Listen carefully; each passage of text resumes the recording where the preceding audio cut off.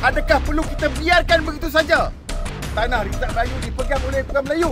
Pertama kali saya mengucapkan ribuan terima kasih kepada pihak IPD Kota Star kerana memberikan kebenaran untuk kita berada di sini.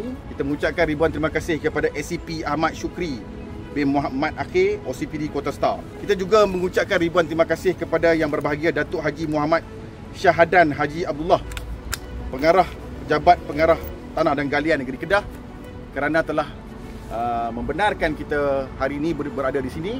Di depan tuan-tuan sekarang ini berada di sini adalah orang-orang kampung yang telah berada sejak tahun 1920-an. Sejak 1920-an mereka telah tinggal generasi yang ketiga. Daripada datuk dia punya bapa dia generasi ketiga. Dan ada yang ke sini dah sampai ke generasi yang ke-6.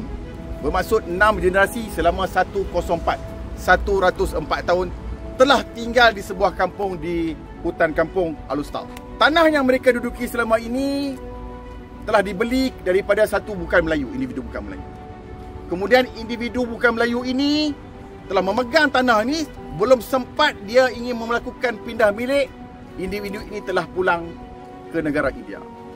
Tanpa disedari oleh orang kampung ini, tiba-tiba telah berlaku satu pindah milik daripada penama bukan Melayu ini kepada satu lagi penama secara fraud, secara pemalsuan dokumen.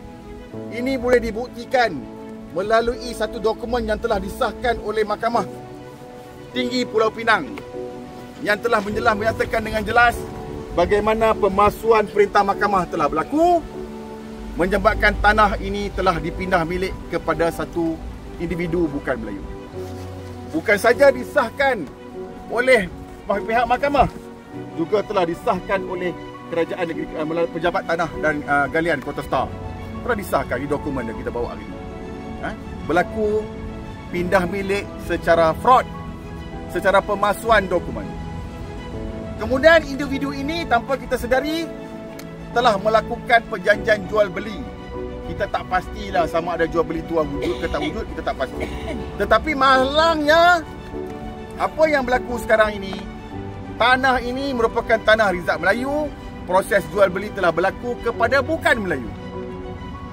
Ini buktinya bagaimana tanah ini telah ditunjukkan di sini peristiharaan Rizal Melayu. Malangnya telah dipegang oleh individu dan syarikat bukan Melayu. Jadi apa yang berlaku? Penduduk kampung ini telah dihalau keluar. Mereka telah dibawa ke mahkamah dan mereka telah diminta untuk keluar. Satu consent judgment penghakiman persetujuan telah dimeterai, tetapi pihak berkenaan gagal mematuhi. Persoalan yang kita nak bawa ini bukan mengenai isu mahkamah, bukan isu mengenai fraud, bukan mengenai tanah dipalsukan, bukan isu itu. Isu yang kita nak bawa hari ini di depan pejabat tanah adalah isu berkaitan dengan tanah Rizal Melayu. Soalan yang kita nak bangkitkan, bagaimanakah tanah Rizal Melayu yang jelas berada di dalam geran tanah tersebut dengan jelas menyatakan Rizal Melayu, tetapi telah dipindah milik kepada bukan Melayu. Sedangkan Seksyen 19 Enactment Tanah Rizal Melayu secara jelas mengatakan sebarang pindah milik, sebarang pajakan, sebarang pegangan tanah Rizal Melayu dipegang oleh bukan Melayu adalah dibatal, adalah dikira sebagai batal. Perasaan sedih. Duduk lama. Duduk lama. Ada tempat lain kan nak duduk kalau kata ke depan? Mana nak. Ini sebuah kedua ni, jadi saya sedihlah di mana saya nak pergi duduk. Sedangkan suami saya sudah meninggal. Saya tak tahu tempat mana saya nak pergi duduk. Anak pun dah besar lah. Duduk dalam 40 lebih dah lah, 40 lebih dah. Ya. Tak tahu Allah tuju saya bang. Itu dia tanah yang untuk yang suami saya tinggal. Dalam usaha kami ini, kami harap pihak PTT dapat meneliti secantik-cantiknya, sehalus-halusnya tiap-tiap ayat yang kami keluarkan di dalam surat kami itu, dan dapat balikan tanah kami yang kami duduk sampai dulu asal keluar kami di bumi Allah ni. Kami dah nampak di situ tempat kami, tak ada tempat lain. Jadi kami sekarang ni tak ada persediaan untuk berpindah, memang kami tak mampu. Kasihanilah kami. Di mana kami nak duduk lagi? Kami memang dah tak ada tanah atau mana-mana tempat lagi nak tuju. Itulah tanah tumpah darah kami.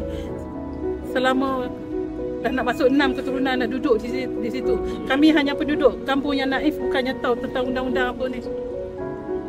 Jadi kami mohonlah sangat-sangat kepada pihak PTG untuk teliti perkara ni. Tanah yang telah didami di kampung darat hutan kampung tu, yang tuan-tuan tengok tadi tu, semua uri mereka ada di situ. Uri mereka ada di situ. Dan kami di situ, sebagai saya ni dah generasi yang keempat. Yang tadi yang cakap generasi yang ketiga. Generasi yang kedua dah kembali ke rahmatullah. Jadi kita harap Datuk Syahadan, saya pun mengenali beliau pengarah tanah Negeri Kedah, agar kalau Datuk tak boleh, kalau Datuk nak lebih faham lagi, nak tahu keadaan yang sebenar, Datuk mailah. Hutan kampung Datuk pun selalu. Laluan Datuk sebelum ni, Datuk sebagai DO di Pokok Sena, itulah laluan untuk Datuk ke tempat kerja. Datanglah, lihatlah sendiri apa yang berlaku sebenarnya.